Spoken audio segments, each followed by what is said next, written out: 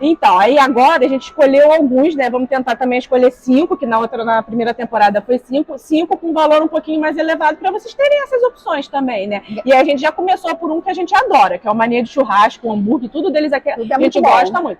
Mas ele é o mais caro da praça de alimentação. Ele tem todos os preços. Começa lá com a linguiça baratinha, que é 20 e pouco. Mas se você for ver, tem prato até de R$70. É isso aí. Então ele tem para todos os gostos. E galera, assim, o mate deles é uma delícia. Vocês sabem que eu amo mate, já postamos aqui vários rios. Eu adoro o hambúrguer deles. Eu sempre paro aqui para comer hambúrguer. Verdade. Outro dia mesmo a gente estava aqui. Não tem nenhuma semana comendo hambúrguer. Abafado que eles vão achar que a gente come demais.